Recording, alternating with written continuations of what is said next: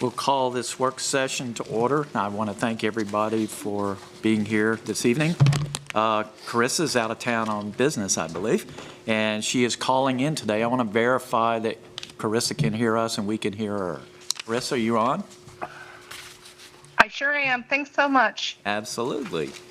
So at this time, I'm going to turn it over to Russ to I'll recognize you for the agenda review. All right, thank you, Mayor. On tonight's agenda, we're going to review the upcoming meeting schedule, as we always do.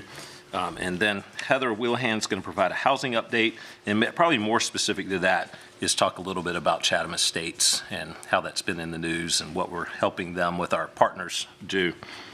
Then we're going to bring Liam back and do some budget review, and specifically you've got a budget document in front of everybody, and we're going to actually take a look at kind of the budget from past or even this year and see what's in it and call it a bit of a learning exercise and ask any questions you have of the current budget. And then Liam and I will go through some of the schedules, a little bit of what's different this year, and answer any questions you have from that. Got a few announcements, and I'll save those until I get there. And then I believe we're having a closed session, correct, Lisa? Yep. Wonderful. Thanks, Russ. So at this time, I'll call on Jenny Johnson to update us on the meeting schedule. So as you can see on the screen, this is our upcoming work session and regular meetings, starting with tonight, and then Thursday, we're just having a regular meeting.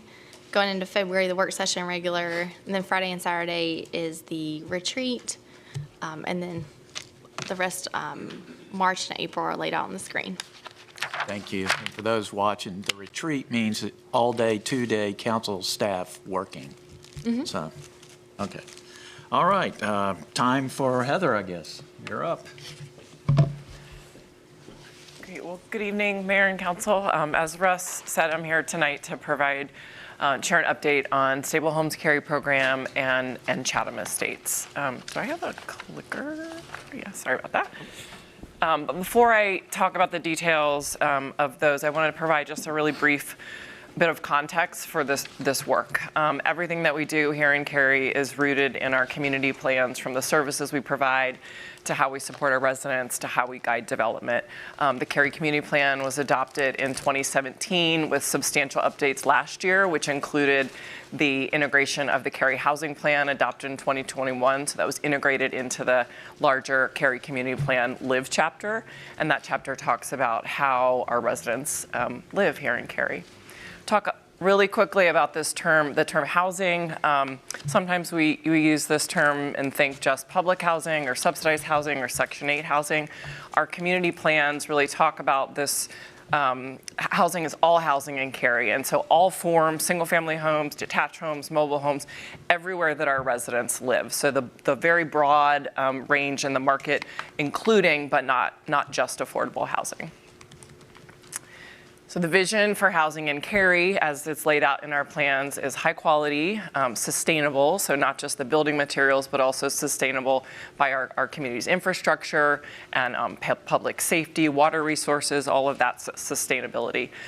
Also that we have diverse choices to suit the needs of our diverse residents here in Cary. And then the plans call for us to take an approach of doing this work through partnerships. So capitalizing on the expertise of our market developers and our rich fabric of nonprofit organizations here in Cary to help us to do this work.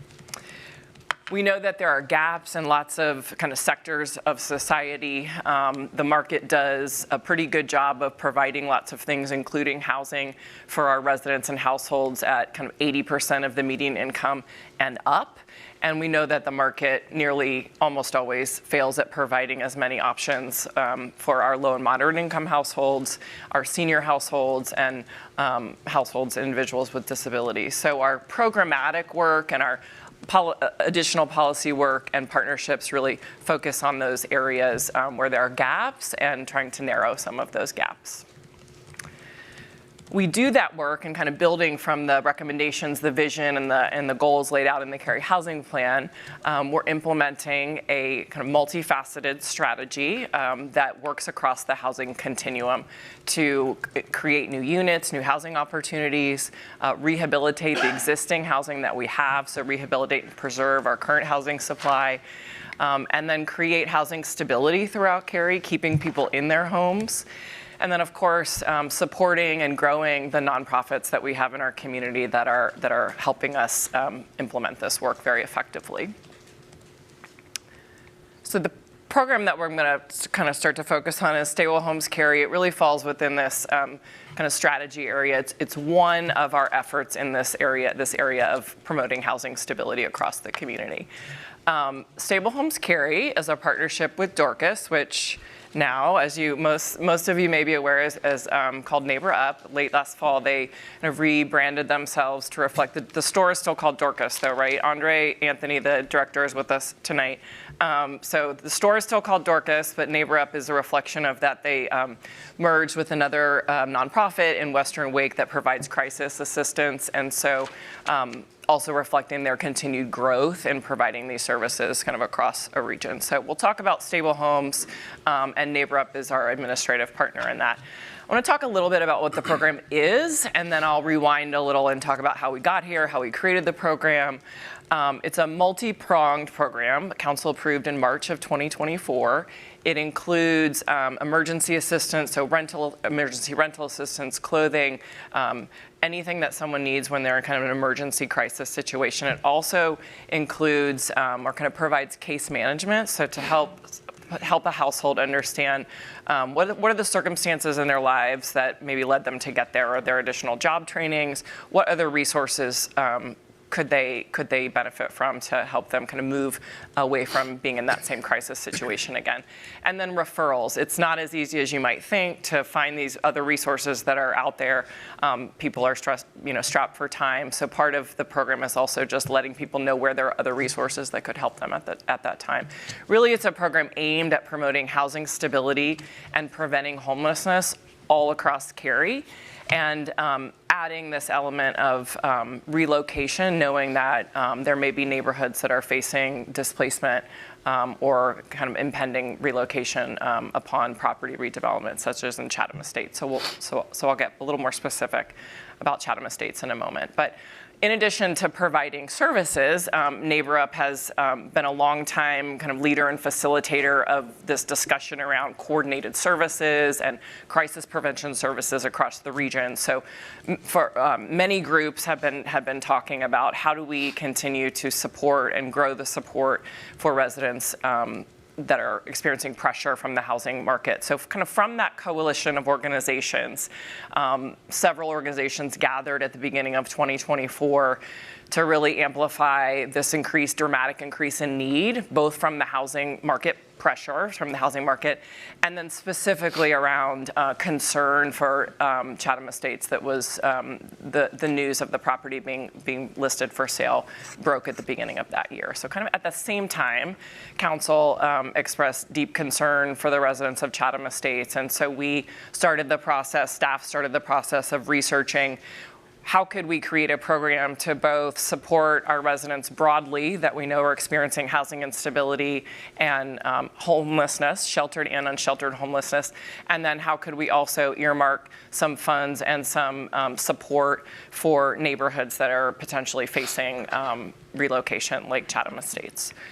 So we went back into conversations with Neighbor Up specifically, and A Doorway to Hope is another smaller nonprofit that has been working in a really focused way in Chatham Estates for many years. So had garnered a lot of trust from the residents, which is, not to understate the importance of that. Creating a program and then having residents trust to speak with someone about their personal situations is a big deal. So we really trusted their opinion about what could be helpful in this situation. And then One Wake, which is a faith-based coalition of churches who at the time was advocating on behalf of the residents of Chatham Estates. And so we included them, and then there were several residents as well, a part of those early conversations.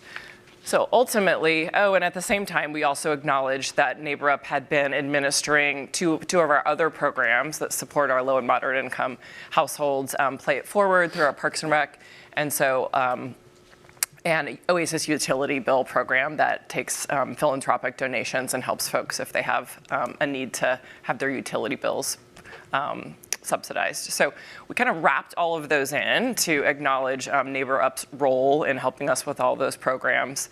And we got to this model that was really building off of NeighborUp Dorcas's successful rental assistance model and adding this element of relocation support.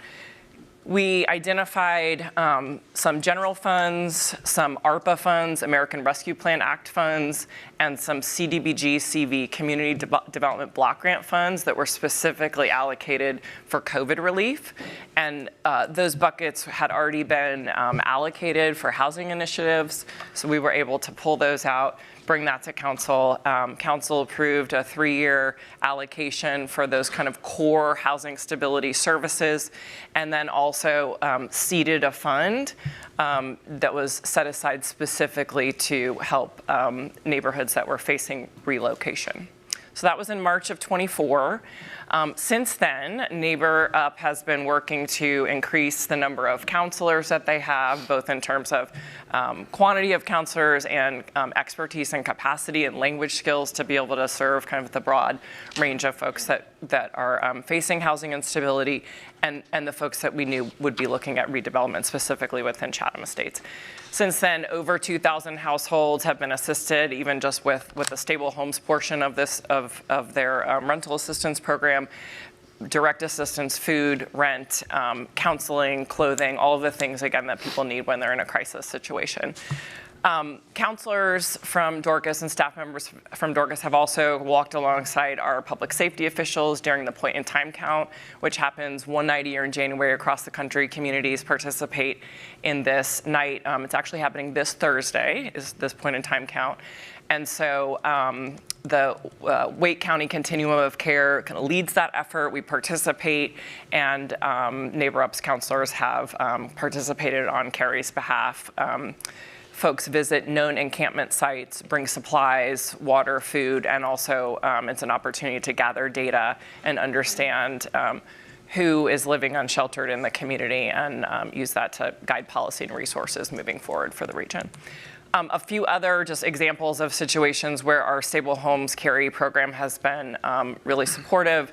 There was a fire at a motel, and the counselors and the program was able to help us get those folks into transitional housing immediately and help them with kind of those immediate needs. We had some residents that were being rented a space in a commercial building illegally, so they were in a very unsafe situation. So, in addition to having our public safety have to go in and remove those folks and get them to a safer environment, we were able to have NeighborUp's counselors provide some other options as well to move them into a safer situation.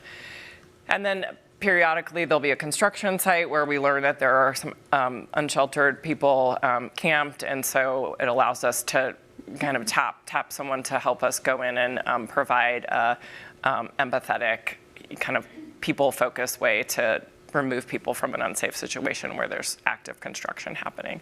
So that has all kind of been happening throughout the past year. But now I want to pivot and talk specifically. Can you take a pause just a second Sure. to see, since that's a great stopping point of program overview, if anybody has any questions to this point, might be a good place to ask. The 2,000 households that have been assisted, does that mean that the pot of money as we enter Stable Homes Cary is significantly less, or was that using other money associated?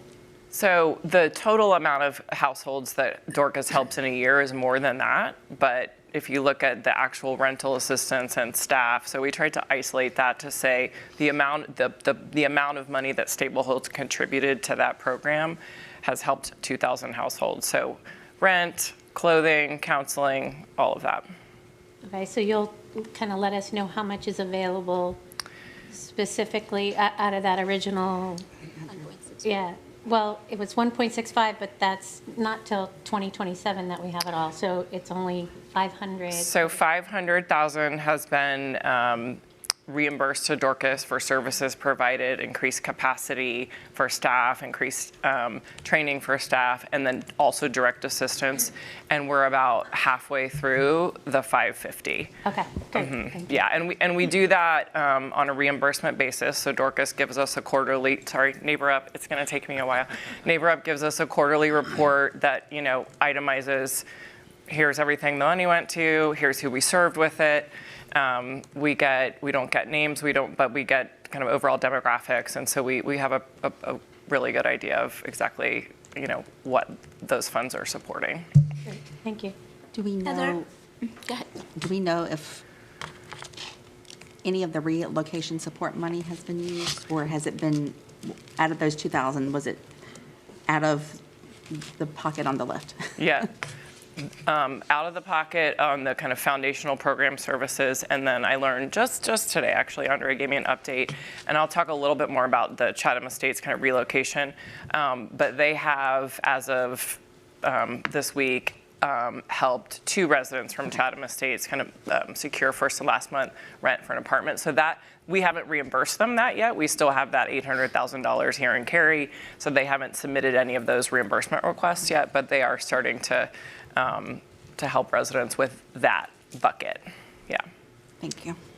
So Heather, with the money that has been already spent on hiring and training new staff, how does the outreach look like from Neighbor Up? Yeah. Yeah.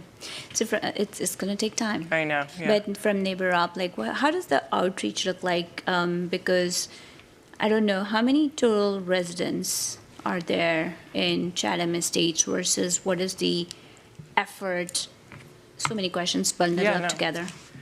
If I can come, I'm going to talk about that in just a minute, who's there and kind of what Okay. we've done specifically at Chatham Estates. So I think I will answer that in a minute. Okay. And if I don't, then I'll circle back and ask you. So Chatham Estates, 27-acre property at the corner of East Chatham and Maynard, just on the eastern edge of Cary. I think you're all familiar with where it is. And before I talk about the property or the redevelopment anymore, I want to talk about the people that live there right now. There's 144 mobile homes. We think there are about 700 residents that live there.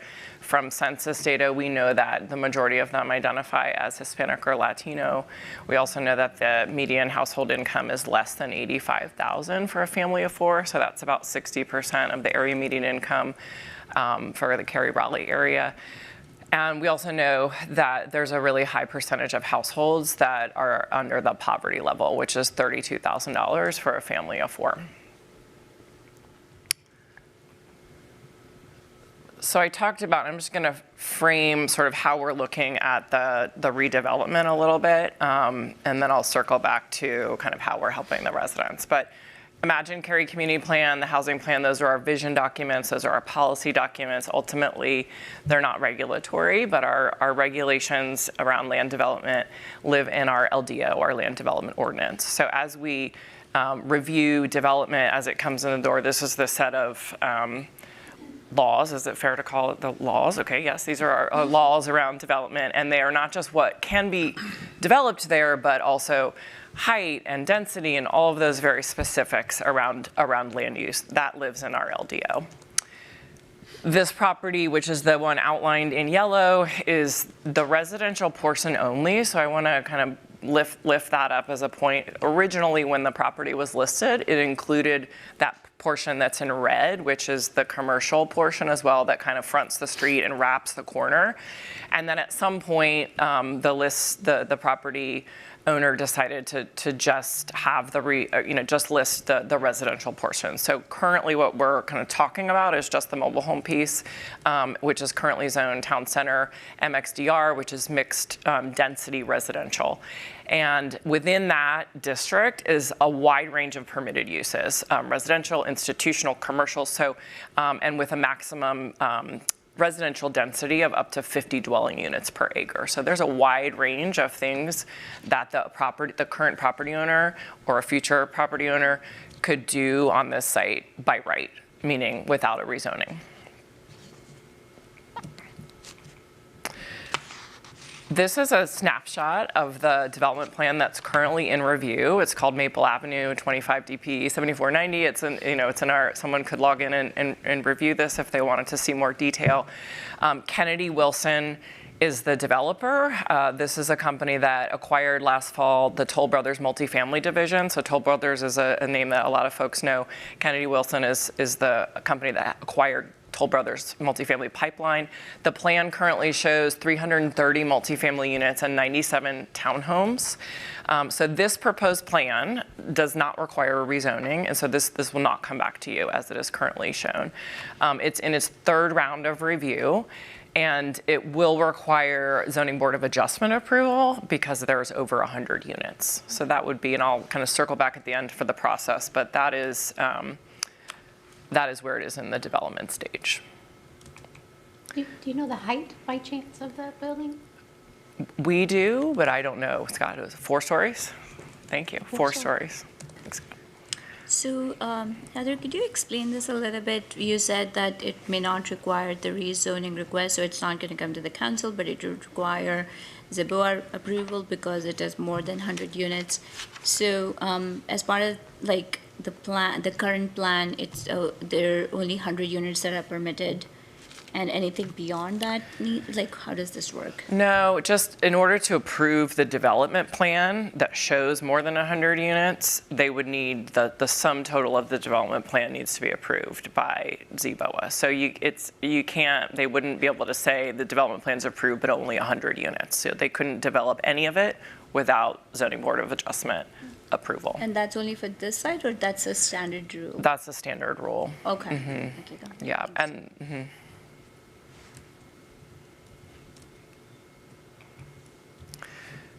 so kind of circling back to Stable Homes Cary, and specifically I shared earlier kind of what the program has done community-wide in terms of housing stability and homelessness prevention, but really focusing in on what the program has done around Chatham Estates specifically.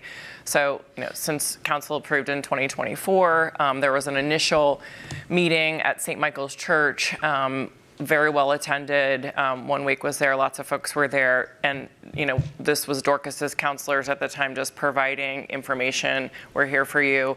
But at that time, the property wasn't under contract. It was just listed. So it happens that properties go on the market and they never materialize. So there was a long period of time where there wasn't much more known. We didn't know any more than anyone else did. And at some point, the developer submitted a development plan, and there started to be, which also still happens, and then things don't materialize.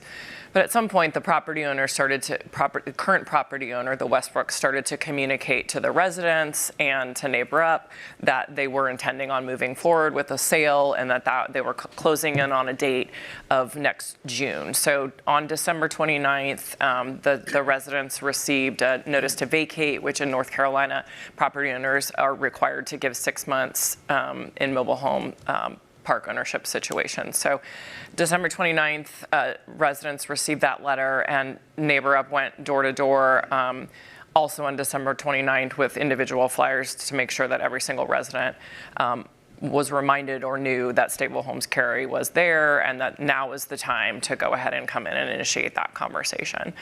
At the beginning of January, that first week in January, maybe the second week, I think it was the 11th or the 5th, right away in January, there was another meeting at St. Michael's, and they framed this as Neighbor Up framed it as an application meeting. So really the intention was, please come, we want to get you kind of start looking at what your needs are. And so residents had a chance to sit down with individual counselors and start to provide the information that Neighbor Up needs to start to allocate the resources and reimburse people for their moving expenses. And then, of course, just that support is going to continue through June. So far, and Andre shared a little bit more with me, but so far we think there have been about 124 applications for assistance received. So that's 124 out of 144, not out of 700. So one household is one application. So that is a pretty phenomenal rate, which I think just speaks to the trust and the kind of ongoing foundation that they built with the residents to get them to trust enough to come and share their information to apply. Counselors are now kind of sitting with those applications, looking at them, reviewing, to allocate as equitably as possible the resources. So acknowledging that there are some households with 1, some households as many as 10. So really giving them as much latitude as possible to allocate resources based on what the community's needs are. And then there's philanthropy and other resources that, they're going to do their best to puzzle together as much as they can for each resident. They're also assisting with, daycare and school. Wake County Schools knows that this is happening, so they're in communication with Wake County Schools. Housing navigation, here are your options, here are some potential options, and then, of course, the move logistics. It sounds like, and we've been, residents have expressed many times that their preference is to stay, that their second preference is to move their mobile home somewhere else. And so that's an option I think that the counselors are working through the feasibility of with residents. I think, Andre, correct me if I'm wrong, you said at least one resident has found somewhere else to move their mobile home and is pursuing kind of the logistics of that. And NeighborUp has started to talk with our other partner, Preserving Home, because there are, connection and some kind of foundational types of repairs that would be needed even if the mobile home is able to be moved. So they're working with Preserving Home to leverage, even that kind of relocation of the mobile home work to make that as affordable as possible. So ultimately, what was the other details that you want to? Oh, I know what else. Thank you. Just looking at, you're reminding me of the other details, is that one resident was submitted a successful application to Rose Park Manor, which is very close to getting their certificate of occupancy, 81 units of affordable senior housing, very close to Glen Eyre. So that timing is working out well. And so they're, looking at what's available, what's possible. And then as I mentioned before, 2 residents have secured apartments, and they've helped them with first and last month's rent. So they're going to continue to update us on that as it happens, but they're really working individually with each household to help them figure out what's possible, figure out what's feasible. And in terms of the fund logistics, as I said, we are holding that money here in Cary, and then they will submit reimbursement to us. And NeighborUp will either pay the resident directly or pay a contractor, depending on sort of what the type of expense is.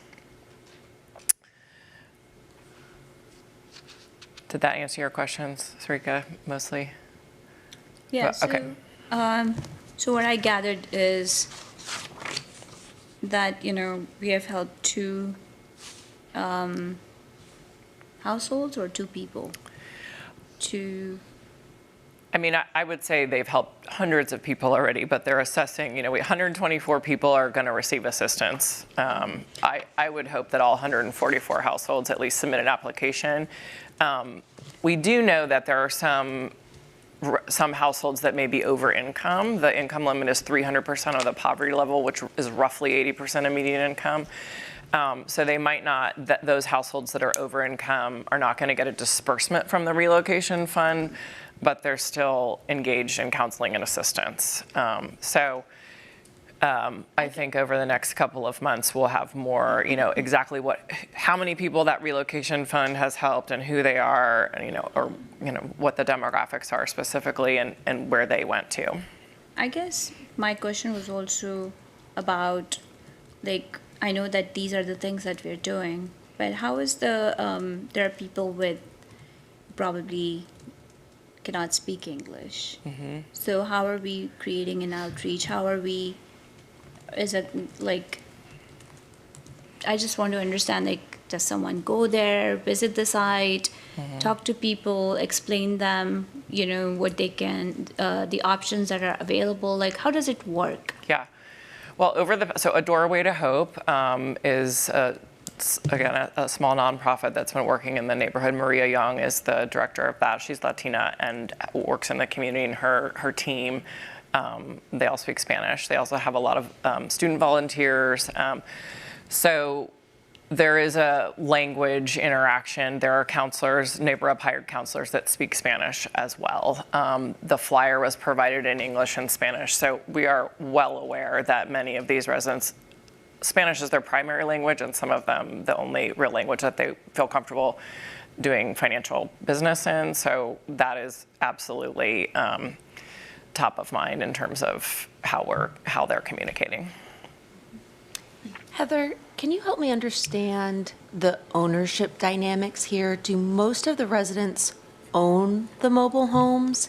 And if they do, are they owned outright or are they mortgaged? Because I'm just thinking, Yeah. if only 2 are being relocated, then the vast majority are unaccounted for. So what happens physically to the units if they walk away? Are they defaulting on mortgages if they walk away? So I would say 2 so far, but and we'll continue to update you. Some of the units have been there for a very long time, so part of that feasibility assessment is what's the value of that home right now and how much will it cost to move, so the resident will have some decision making to do around that. I don't know for sure, but at one wake, I'll kind of anecdotally share this, is that one wake and the Congreso Latino, which was working together, they were working together to gather information about like who lives there and exactly this, who owns, how many people, and they're kind of door to door, censusing of the neighborhood. Most people do own the mobile homes outright without mortgages. Some of the people who own the mobile homes don't live there anymore, and they're renting out their mobile homes. So there are people that are concerned about it as an asset that they invested in.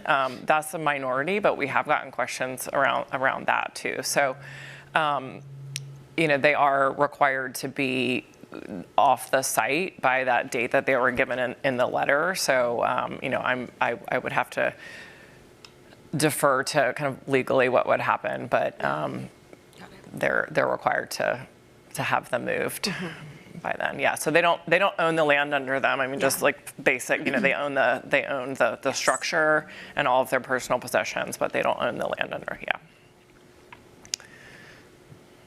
Do you, as you're working through this, and maybe do you have more slides? Sorry. Do I have more slides? Okay, this is the last one. Okay, yeah. So next step in terms of the residents, we continue to submit applications. We're going to continue to have, outreach into the communities. And if there's not 144 applications, it's because we know someone doesn't want to do it, or they know they're not eligible for whatever reason. NeighborUp will continue to evaluate those applications and have individual meetings to, kind of tease out what residents need and assist with that coordination. And then the residents will receive, directly either a check based on, or the funding based on that budget estimate for their expenses, or NeighborUp, if they have a relationship with a contractor, will pay that directly. In terms of the property, there's a development plan in review. As I said, it's in its 3rd round of review, which is pretty far along. Zoning Board of Adjustment would be required, as I mentioned. And then they would go through, so if they secured that, they could get development plan approval. Then they would go through a permitting process, which would include demolition permits and all of that.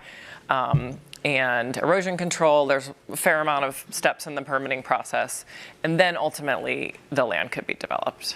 So no council action as a result of rezoning is not required for what they wish to do, just to make sure that's clear for people watching. Correct. It So was done in Or the permits. 2001 or 5, or does anybody remember? 2003, somewhere in between. What was your question? The original rezoning for the town center plan for MX. DR. DR. Yeah, mixed density residential. Residential. Yeah. So we hear like mixed stories, and I read some on social media that this land has already been it's sold, or like what is the real status? Do you know? The Westbrooks still own the property, and they've notified that they provided notice on December 29th that that the residents would be off, had to be vacated the land by 180 days after that. So those are the facts that we know. Whether or not they have a closing date scheduled or choose to, schedule a closing date the day after that 6 months or a year after that 6 months, we're not in control of that. we're reviewing the development plan, and sometimes they correlate those things and sometimes they don't. So the property hasn't been sold. The tax records still reflect that the Westbrooks currently own it. And you said, or maybe you didn't, how many specialists do we have in neighboring up to support this? Well, there are, and maybe I'll let Andre, he's saying seven counselors. Yeah, seven counselors. Yeah, and I would say those 7 counselors are not just for Chatham Estates, but they're for the Stable Homes Cary program, but also knowing that this is the major redevelopment that's happening right now, and they're, available to any Chatham Estates residents. Do you think we have enough support to provide coverage in such a short notice, like 180 days? I mean, we've already probably passed 1 month, so. Yeah. Well, that over the past, 18 months, that's part of what Neighbor Up was kind of preparing for, and had that meeting, within 2 weeks of the residents getting notified. So I think they're working as quickly as residents are able to get to them. It feels like it's the time that they're required to provide. In terms of the property owner. Is there any feedback, Andre, from the residents? Like, what's any counselor feedback that, people understand what is being asked and? I rely on somebody to tell me where to go. All right. All right, can you ask that again? Do you, like, what is the general feel from the counselors? Like, do residents understand that, what is the ask, and they will be required to move and within a very short period of time, and how does that transition look like for them? Yeah, every situation is very different, but to specifically answer the question, yes, every resident that our team is working with understands that at the end of June they've got to move. Yep. So that level of, that sense of urgency exists. Everybody's on the same page about that.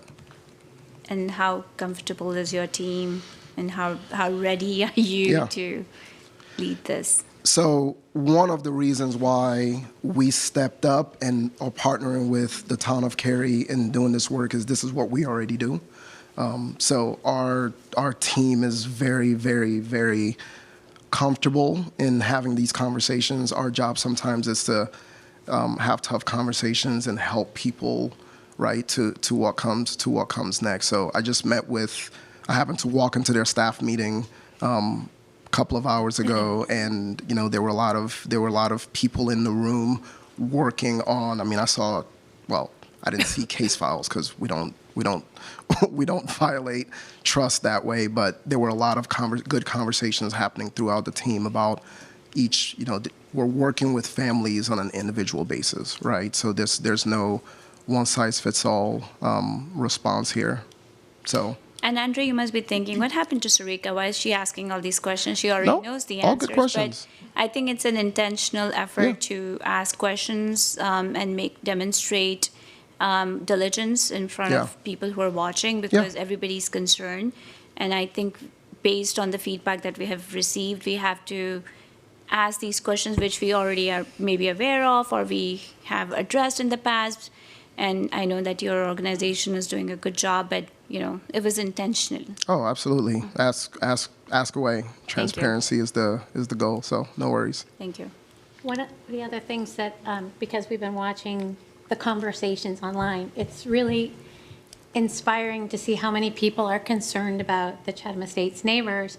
And very often the great people of Cary are, they're providing food to Neighbor Up, or is that part's still Neighbor Up, right? To Neighbor Up. But there are a lot of folks who want to help in other ways. And one of the great things about leveraging Neighbor Up is because they are a nonprofit. Can you explain about how working with them, how other people within the community can help? Yes, thank you. I think I called the relocate. Maybe I said the word seed fund. I think when you approve this program, the words that we used were that the relocation fund was a seed fund that could potentially be contributed by the general community at large. And there have been discussions, that the property owner or the potential developer, may have an interest in contributing as well. So part of the intention of the program was to set up a structure through which our community at large or a potential developer could kind of channel that support through a nonprofit productively. So we're not brokering or aware of any formal conversations, but we know the developer came and took a tour of Neighbor Up and to understand kind of what they do there, there may be interest of them contributing to that fund as well. But yes, the community at large could donate, and I would expect that Neighbor Up would receive that directly, kind of and earmark that for this effort as well. I think that's helpful. So, Andre, I have a couple of questions. Pardon me. First of all, Neighbor Up does an excellent job, and I have some comfort. I worry, but I have some comfort that these people can be taken care of. So then I think beyond that, and I think about the community. How many of these people are leaving our community by force is kind of how I look at it. How much of an impact does that have to Cary, because they're workforce people. These people work, low-paying jobs, and that has a big impact. I don't know if you guys have that data or collect any of that data, but I would love to know if you have any knowledge on that. So we don't have the data right now in terms of, where everybody's going to be working. In reality, there is nowhere in Cary where you're going to be able to pay $400 lot rent, right? So the reality is that a lot of our neighbors are going to be moving out of Cary, and that part, I don't have an exact number, but that I think we can all agree on. And again, I'm asking the question, and I already knew that, but I wanted people to hear that. And we're just trying to help those people as much as we can. Correct. Yep. Andre, I have one question. So when we gave the seed money, and because you said seed money, it just kind of came back, there was an expectation that other people, other partners will also step up to help. And you were hoping that, because Town of Cary has invested in this program, we hope that Wake County, does some investments and other organizations. Have you seen any help from other organizations or Wake County? Yeah, so we're working with Wake County's housing department to help navigate, right? Because they have a lot of real-time information on what's available out there in the market better than we would, just because they're countywide, right? So we do have, Heather mentioned Preserving Home, Dan and his team have been in contact with us. We have a lot of different partners that we're working with to make this happen, because we can't do it alone. We stepped up to the plate to coordinate it, right? But that's not the same thing as us doing all the work ourselves. So we're working with a lot of different folks to make this happen. Thank you, Andre. Yeah, no problem. So again, for the benefit of the public, $800,000 is not enough to meet the full need of these 700 people at Chatham Estates. And I have full faith that Neighbor Up and the other partners will assist all 144 family units. It won't be enough. So when you have, if you already have, I'm trying to talk to you, but the microphone's here. I'm going to give you this mic. Do you already have a mechanism set up for people who are right now ready to donate? Or, Yeah. is that Yes. posted somewhere that I've missed? Or how can I'm ready to share immediately with people how they can make a donation. The way we have this set up right now is just like any other philanthropic effort in our organization, right? You can go on our website, you can give, people have the opportunity to not earmark, that's probably not the right word, label where they want their designate. Thank you, Dana. I couldn't think of the word. What time is it? Okay. people, you have the, it is still early. You have the opportunity, just like you would in any situation. We're trying to keep this as simple as possible, right? So just like you would in any situation where you're giving dollars, you have the opportunity to designate funds specifically for Chatham Estates, if you like. So would what they write, I've donated on your website, so I know, I think, I can't remember if there's like certain places you click on, but there's also like a other or write in or something. Right, yeah. So would they write in Chatham Estates, or would it be Stable Homes? Either one. Okay. Either one would work, yeah. All right. Again, the goal is to keep it as simple as possible, yeah. I want to check in with Carissa and see if she has any questions or thoughts. I do. Thank you. And I hope Mr. Anthony has not sat down, because when I think it's for him. Did you just Mr. Anthony me? Yeah, just for clarity. So, these are my neighbors. I've been very, concerned and engaged. That this is the end of my street. Their home's back right up to the homes on my street. So they've been my neighbors for about 20 years. And first, I want to extend my personal thank you to our Town of Cary Housing and Community Partnership team, and Dorcas are now Neighbor Up, that team. And there's also a lot of, concerned citizens and housing advocate networks and groups that have also been involved. And this, I think, this entire, solution set and this Stable Homes Cary program is both from that. And I'm just so proud of the work that everybody's been doing. It's wonderful. But last week, so a handful of representatives from Chatham Estates joined a monthly precinct meeting that we have with the neighbors, right in the neighborhood, and they're part of our precinct. And they shared some of their firsthand concerns, and their primary concerns were they want to stay together, so there's extended families living near each other, and others that have formed really tight, community bonds. So I was wondering if you can advise, and if there's any possibility of some of these, especially the families, that if they could live near each other. But secondarily, their other big concern is many of them do own their homes. The honest truth is they're really eager to see their equity preserved or compensated for the investment that they're losing. And I know that's a very big ask, but what I wanted to ask, and I'm looking for a number. I've spoken to a lot of people that want to help, right? And what I want to understand is what perhaps that funding level would need to be if there was a way to compensate the mobile home owners for the investment and equity they have in their homes. Do you have even a ballpark idea of what that number might be, or do you think you can perhaps get to that number so that the concerned citizens and potential donors and folks that would like to be part of the solution, perhaps we could have some kind of funding goal? So the answer to the question is no. We don't know what that would be. I believe we can find out, but I don't want to commit to that quite yet because I got to go back to the team and see what's possible.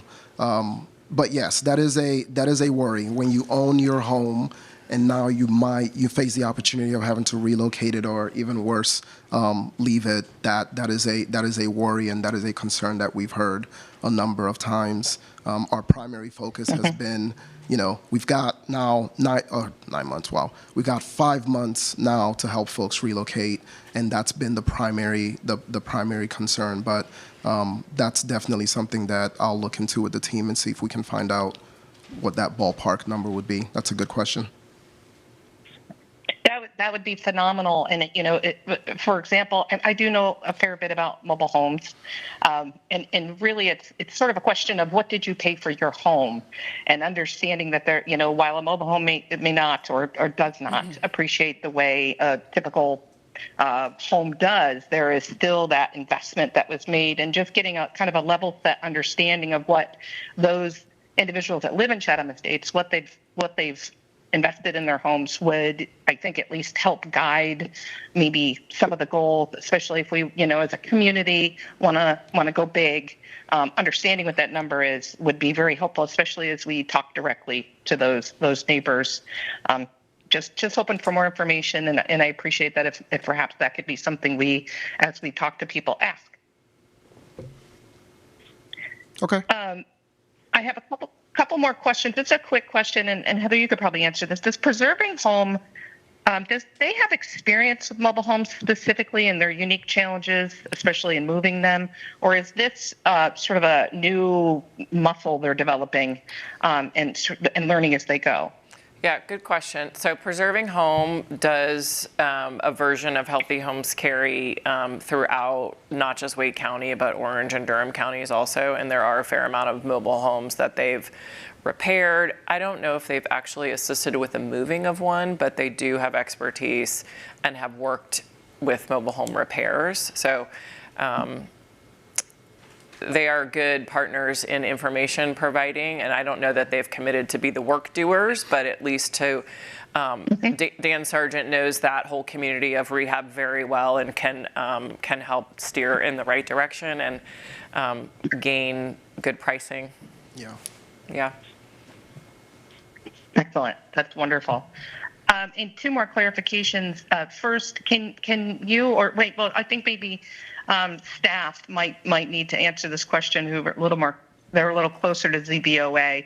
I'm wondering, what are the parameters for ZBOA to approve or not approve a development plan? What I want to clarify for folks, because what we hear all the time is, we're told all the time, don't let them do it, right? Just stop the development or tell them no.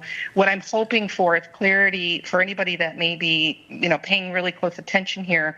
What is the parameters for what the BOA can consider and cannot consider when they are, approving that development plan for that 100-unit or more development?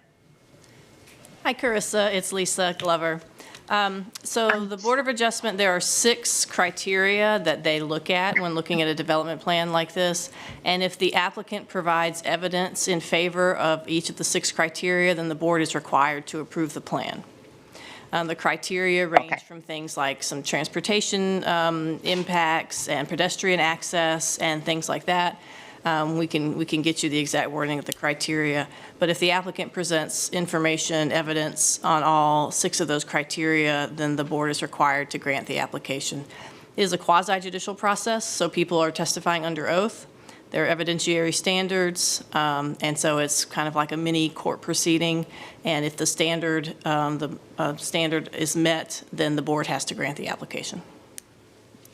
And that whole process Excellent. And can you detailed in our LDO, right? And can, right. And can we share, just for those that are listening or paying attention here again, how the individuals that are on the ZBOA end up on the ZBOA? So they are appointed by the council. So you appoint them every year when you do your board appointments. Most of them are attorneys, I will say, of the board. And also, just as a reminder to folks, because they are acting as judges, they are not permitted to have contact outside of the hearing process with anyone. Not the applicants, not anyone interested in the case, not a council member. They are not permitted to have outside contact with anyone. They only hear the evidence that is presented to them that night at the hearing on the case. And I'll just add, Thank you.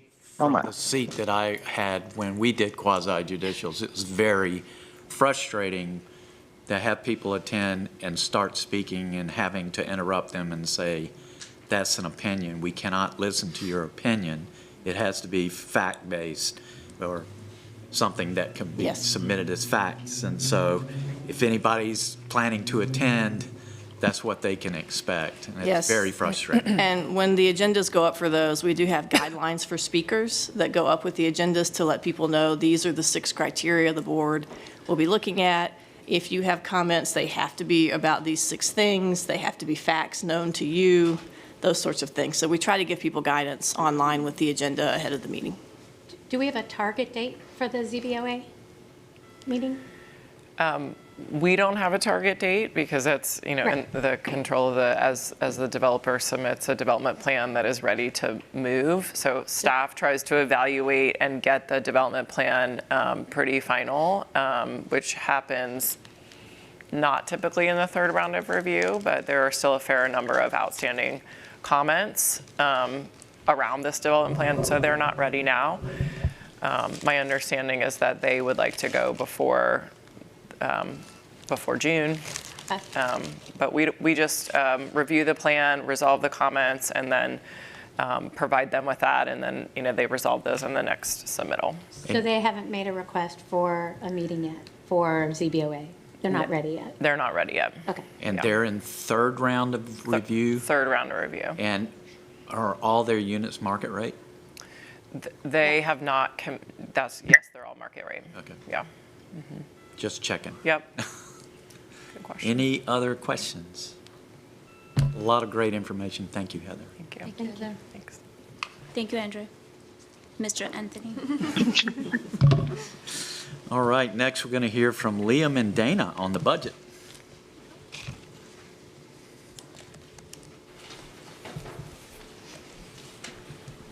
Thank you, Mayor. Thank you, Council. I'm going to give us just a second to let our minds rest after all of that.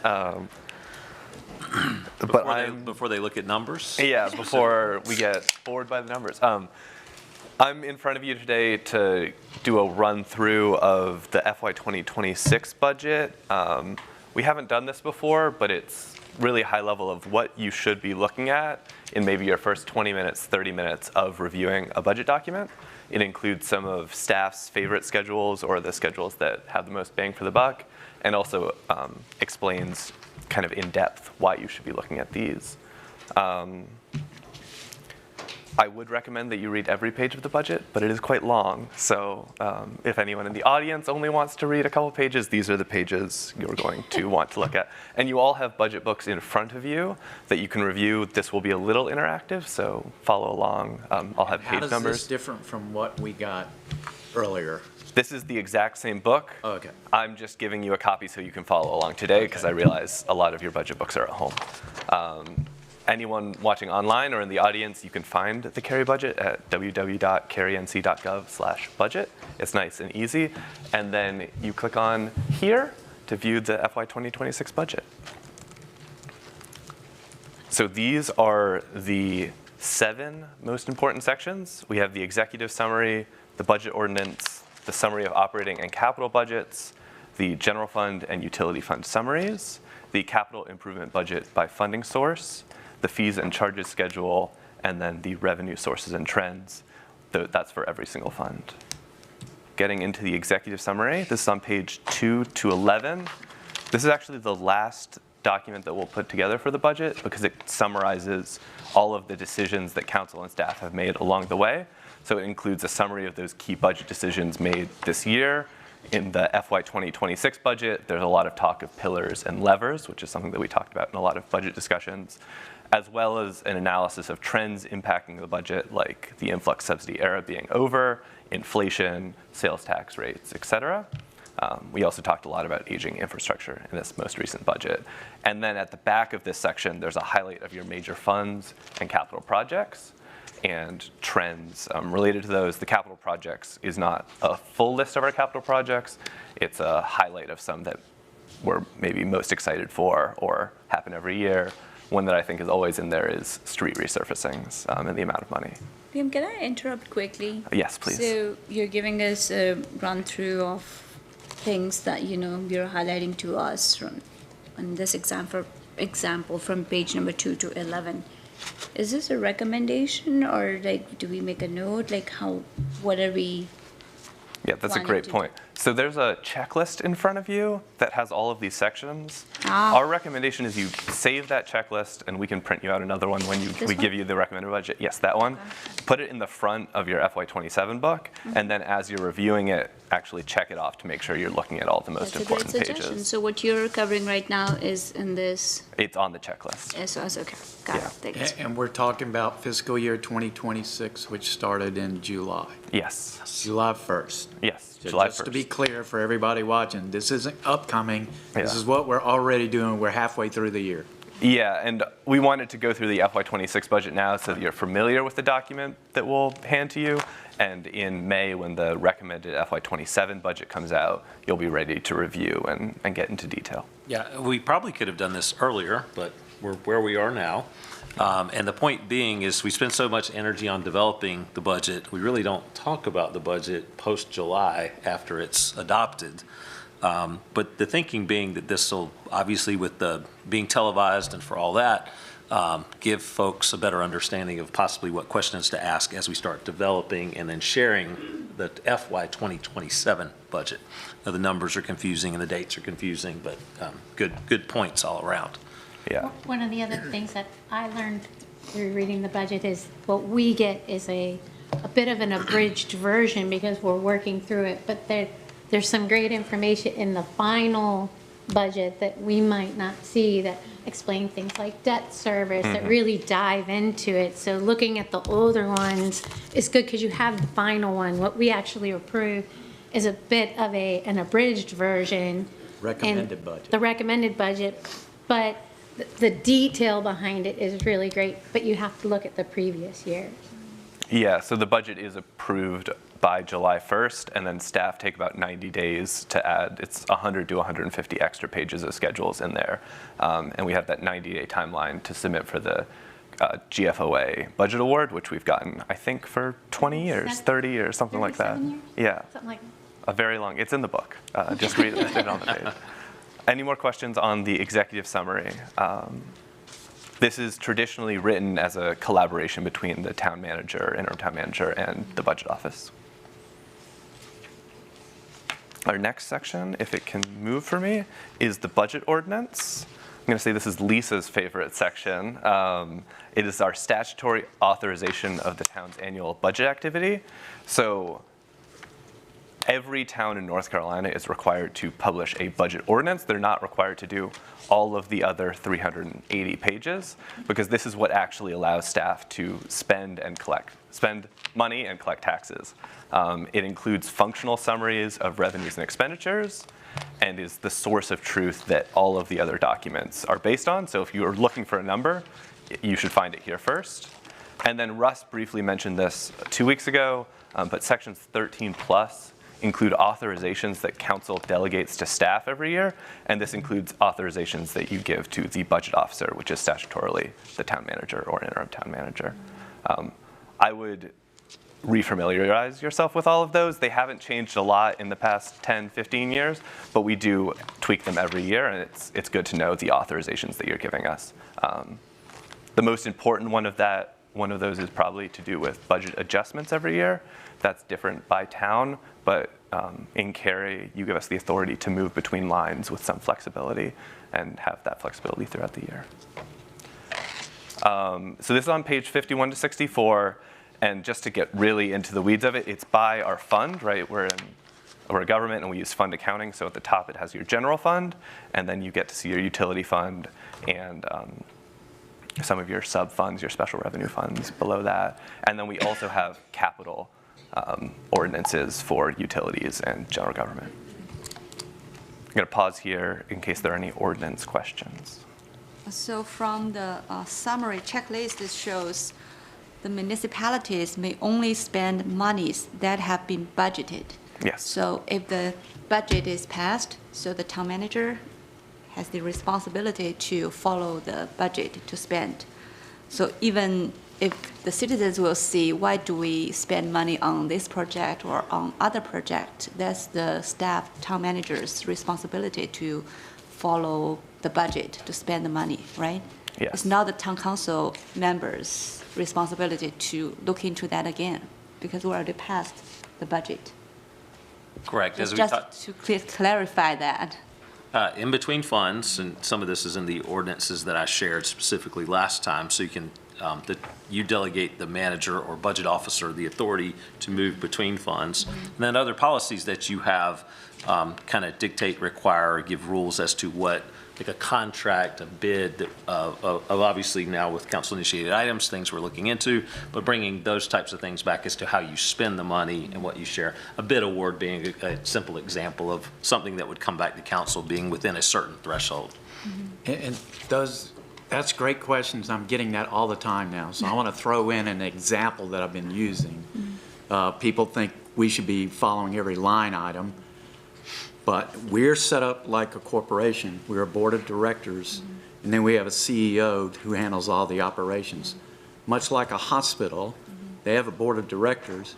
Do they know what the nurses and doctors and all that are spending, what they're doing? Not necessarily. They base it on performance, on what they've approved, what they've seen. If things are performing the way they think they should be, then the board of directors is usually happy. So that's kind of how we got to where we are today. I'm talking about a whole different topic.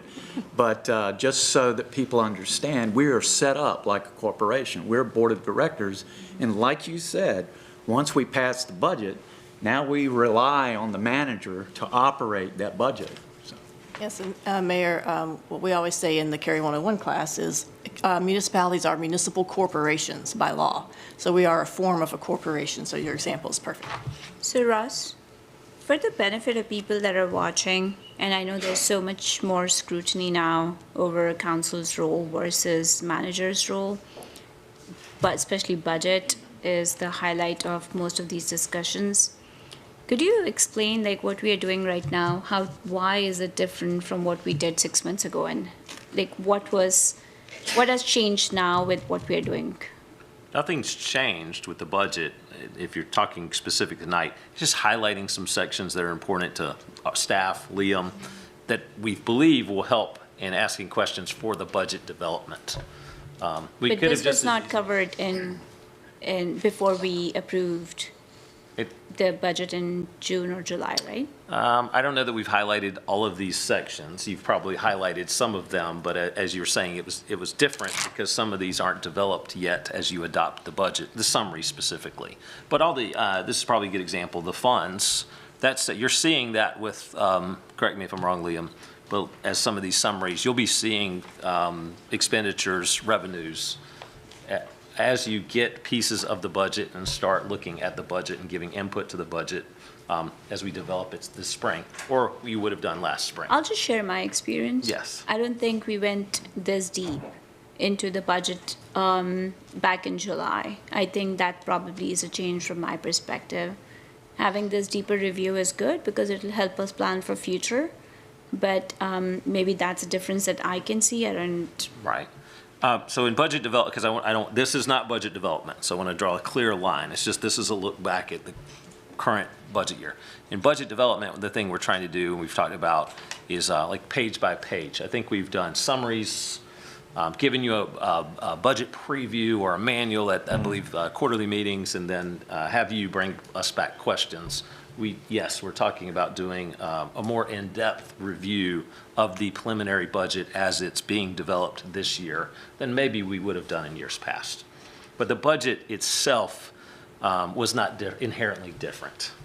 Got it, but the review process was different. I just want to make sure we highlight these things. I'm aware of this. I was part of that process, but I just want to make sure that we are kind of sharing this information with people as they're watching it. Yeah, good points. Mm-hmm. Before we move on from the budget ordinance, can someone tell me total general fund expenditures? I think it's on page 51. It's a test. You will get a gold star. It will be in your imagination, but you'll get it. It's on the page. 295,000? Oh, no, million. Yes, 295 million and a bunch of down to the dollar, Normally et I cetera. don't read those big numbers. Yes. It's a simple test. Yes, gold star. I highlighted that because that number is not going to appear on this next summary, which is the summary of operating and capital budgets on page 65. This is Stacy's favorite section, and it's been in our budget for longer than most of us have been alive, probably. It is the most important page in the entire document, and it shows year-over-year Just expense you. changes. Let's be clear, just you. Some of us. Year-over-year expense changes by fund, so the top is the general fund, then you go down to the utility fund. You can see our other major funds, and then it gets into the capital section. And this takes the information from the ordinance and summarizes it in one page, and also allows you to very quickly communicate what is the year-over-year change in our budget. So down at the very bottom, you can see the total budget year-over-year change and the percentage. And then you can also see at the top how our general fund changed year-over-year. So if anyone will read what the FY26 general fund is on this page, that would be helpful for me. Good testing. testing us? You're going to make me open this book. 290. You got it, Michelle. 290 million. Yes, and if you'll notice, that's different from what we just heard in the ordinance. There's an asterisk on this page. It's because this page is net of transfers. We don't want to double count a transfer in its originating fund and the fund that it moves to. An example of that is when we fund capital out of the general fund, we move from the general fund to a capital project fund, and we don't want to count that dollar twice, so we just count it where we end up spending the money. Last year, we had a little over $4 million, a little under $5 million in capital transfers from the general fund, so that 290 is $5 million less than what it was in the ordinance. But just, the numbers might not match exactly, but the budget staff, we reconcile it multiple times every year. Any questions on this one? For those watching, explain the difference between general fund and operating. Our general fund is our major operating fund. Thank you. That's all I want. Oh, great. Because those terms are interchangeable, and I Yeah. always say operating, and others say general fund. That's true.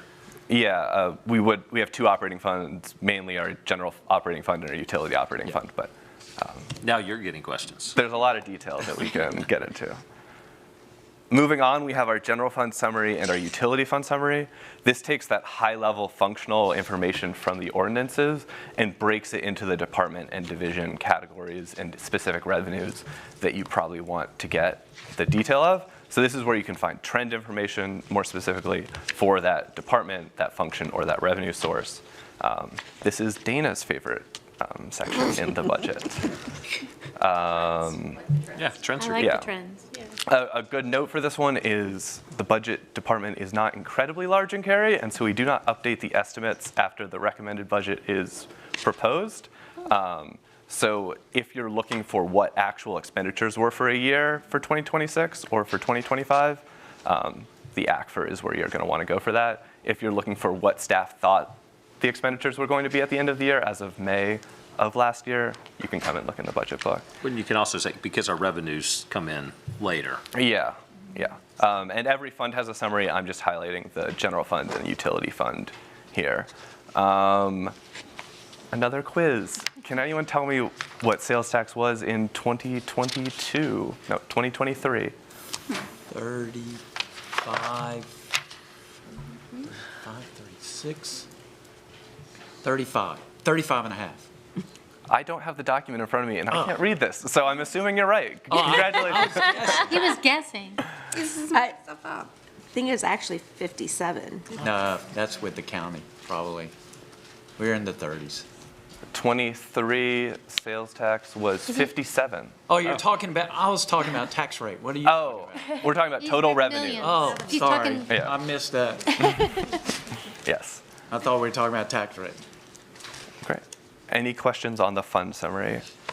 I would spend a lot of time on this one when you're reviewing and looking at trends I don't by have any department. questions. I can say this on any page, but this is really helpful looking back at this current year. I know this was the point, but to say it out loud as we're preparing to start the next cycle, this is really helpful. Thank you.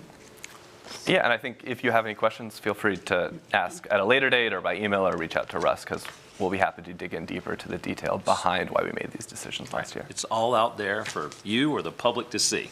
Yeah. Also, two of us have not Yes. seen it probably quite as in-depth. Yes.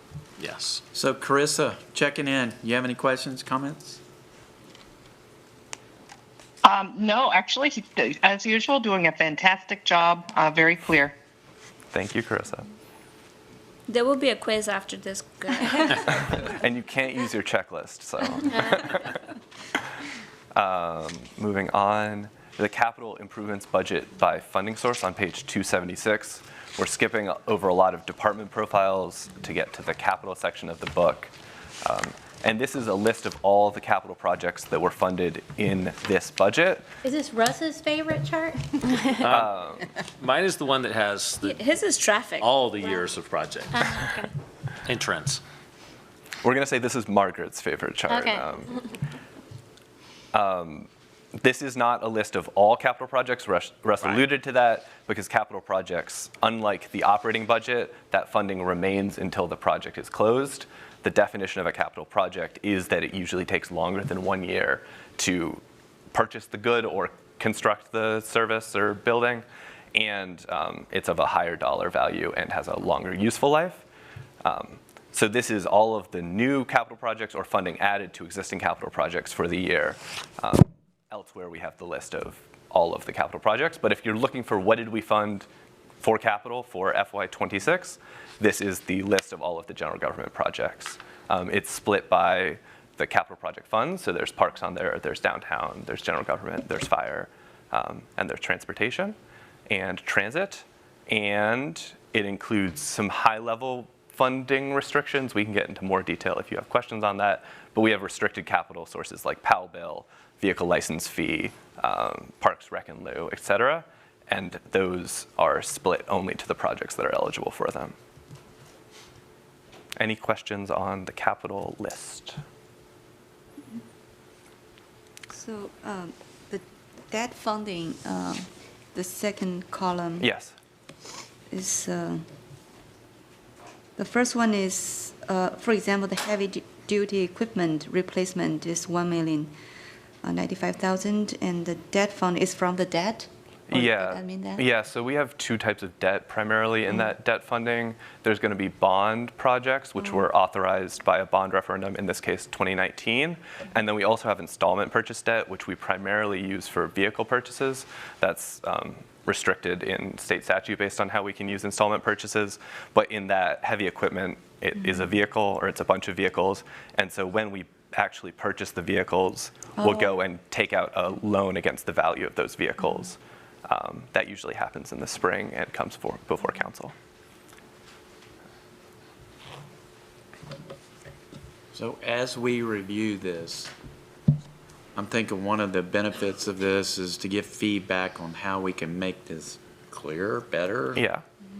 For not only us, but the citizens next year. So you guys have at it if you think it could be clear. I love the trends. I want to see more trends. I love that. So, is that Dana's favorite? Yeah, I like that. It's also possibly thinking what we share at our budget, charrette, town hall, whatever we decide to end up calling it, as part of kind of an education and learning process, because you don't just pick up on how to do a budget and look backwards and actually see what we have in the budget. So that might be helpful as we're trying to also teach citizens how to review what we share every year. One of the other things that I think might be helpful too is how close our actuals are to our budgeted over time, because that one trend chart is great. It shows the actuals, which is really helpful. Might be interesting to see with our budgeted numbers, how close do we come with the actuals? Yeah. And what does that look like? Yeah, I think that's a good chart to add. I think one conversation that Lori, you brought today during our 3x4 meeting was also, I think I'm kind of combining that with budget discussion, is the fund balance policy. I think if we should look at more in detail about the trend, compare it with other municipalities, what they're doing, and since we are growing, where do we stand on that, right? That was a good suggestion too. Maybe we can lump that at some point. Well, I agree. I think one of the interesting items here is if you look at the general fund and the general fund balance, you'll see that the number goes up substantially higher than our expenses and expenditures, and it's because it's a bigger number, right? So it's the difference between, we spent 10 million more last year, let's say, because we had more capital purchases, which also means that we also had to have more in fund balance because that number was bigger. So it might be helpful to showcase, because we had a big capital investment year, but this year we will not have, well, I'm guessing, as large a capital investment. We'll determine it together, possibly. Yeah, for every dollar in expenses that we add, we have to add 33 cents in To the- revenue to support the fund balance. Exactly. Which that number gets bigger as our budget gets bigger. Yeah. And to follow up on that, the amount we have in reserves, I would love to see how we compare with other municipalities our size, bigger, smaller, because we carry a large amount in reserves, so. Definitely. And how do we trend forward, right? Like, that was also one of the suggestions in future. Keeping our as- AAA bond rate. Yeah, keeping our AAA bond rating. So I think that those are good conversations, and I agree. Yeah, to go back to the fund summaries, as we're talking about fund balance, this is the summary that you can see our projected fund Yeah. balance for the upcoming year, as well as Dana's- our actual. Dana's chart. Yes, Dana's chart. We're going to call them the We're going to learn what your favorite charts are. Then we'll name them after you. You were quizzing us earlier. I have a quiz for you. Heather was talking to us earlier about the Stable Homes Cary program. Yes. And in the capital improvements project, we see $250,000. Yes. Where I'm recalling 550,000. Can you talk about the difference? Yeah, so there was already money in the program that had been allocated, and so to get to that yearly allocation, we needed to add 250,000. Okay. I think she mentioned it in her slides, how it was kind of a mix of CDBG CV, That's what I COVID wanted. money. So it wasn't an annual allocation, but I believe in the upcoming year, we're going to be asking for the 600 to fully fund that program. But I also see $50,000 for neighborhood improvement grant. Is that separate from, yeah, it has to be separate. Yep. Sorry. Yeah, that is separate. Good questions Yeah. or observations. Can I ask for a point of clarification here? And this is what I want to get at is a little bit more fundamental to make sure I completely understand. When I go to carync.gov/budget, I understand that that is our approved budget. Can you address for me with how we approach our rolling budget? And what I think what I'm drilling at is this a static document? If I'm a citizen or a council member and I look at this in August of the fiscal year or in February of the fiscal year, does this budget document change to reflect allocations or changes in what we're doing? And if it, I don't believe it does change, right? So how can we get better visibility into where we are throughout the fiscal year versus the budget that we, passed? And I don't mean that, I really mean when we, especially council, changes or approves changes, is there a way for us to get visibility in sort of that year-long difference between what we planned and what we are needing to do throughout the fiscal year? Yeah, I think there are probably 2 points to answer there. The first is when council takes an action at a council meeting that's appropriating money or moving money around. An example of this would be the Dixon Ave Convenience Center that council approved recently. That is changing the ordinance, and so those council minutes are the actual action that took place where council moved money in between funds. But on top of that, Cary puts out a quarterly report every quarter. The second quarter is being drafted as we speak, which summarizes financial trends through the first 2 quarters of the year. And then there's also a budget section that includes interfunctional transfers and interfund transfers year to date. So that's where you can see what council has done so far, allocating additional funds or moving funds around, as well as staff transfers interfunctionally that need to be reported to council after they've happened. So those quarterly reports are where you want to go.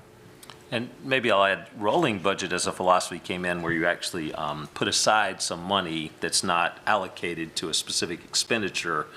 This year, the examples of $1 million, and then you at least have that, rather than having to find changes in the budget documents or reallocate funds within the budget, is unallocated funds that you can push towards some allocation that you want, and you'll actually see some of those on Thursday night at your council meeting, where we're actually giving you a summary of the remaining funding in the mid-year appropriations.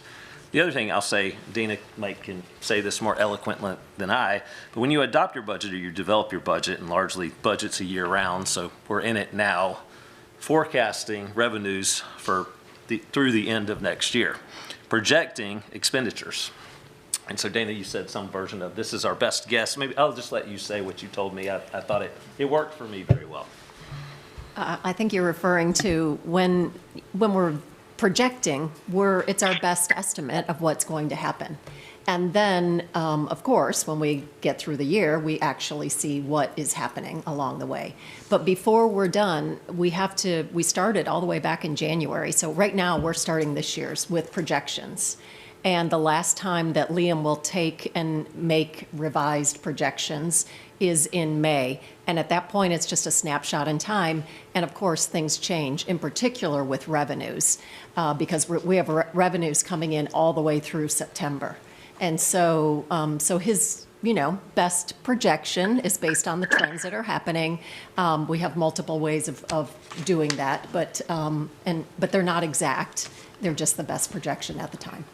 And to go with the example of the convenience center, if we had known that the convenience center was going to hit us in the next year, we would have budgeted for it. Mm-hmm. We didn't. So you were asked to move monies around. So it's best to probably say, in my opinion, obviously the budget document it's your best guess when you adopt it, but it's not static throughout the year. It just means that you have to make appropriations and take council action to move monies around as priorities change. And probably a really good example too is, because I think I told Bella and Brittany, coming in mid-year budget as new council member is probably tough. You talk about what are your priorities, and the best example to work on your priorities for the coming year is in the budget process, unless you wish to move monies around and take council action during this period of time as some version of a mid-year appropriation or change the priorities that you have. So it's got to be interesting as an elected official as you come in halfway into someone else's adopted budget in the year. That's right. It's hard for us to understand a thick 400 pages. Well, it's the same for us, so trust me. Yeah, and just some scheduling. I think we mentioned this last time, but capital requests were due from staff in Thanksgiving, and today is the day that our operating requests closed from staff, and we're able to start refining those to a recommended budget. So the budget process has been going on for months at this point, and we're just now getting council involved to start doing that prioritization and refine it for the recommended and then adopted budget.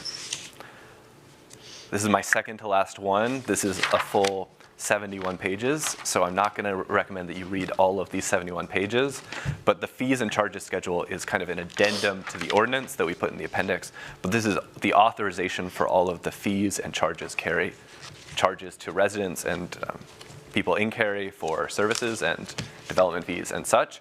So if you have any one that you're interested in or you want to know more about or what it is, this is where you go and look up that fee. It includes things like transportation development fees, water and sewer development fees, all of our parks charges, all of our sewer and water rates, et cetera. This is the one that I remember is always the red line one that what we get in a recommended budget. Oh, yeah, that's a great point. It's always really helpful for somebody who looking at it for the first time. Did it go up? Did it go down? I've always appreciated that. Yeah, so the recommended budget has the past year's fees if they were changed in red and crossed out, and then the recommended changed the fee in black next to it. And then for the adopted budget, we changed it all to the black so that it's uniform and nice. It's really helpful. I remember as a new council member thinking, well, what did it go from? What was it, the fee before? And then you can always ask, well, why did it go up? Yeah. So I've found that really helpful. Yeah, and we did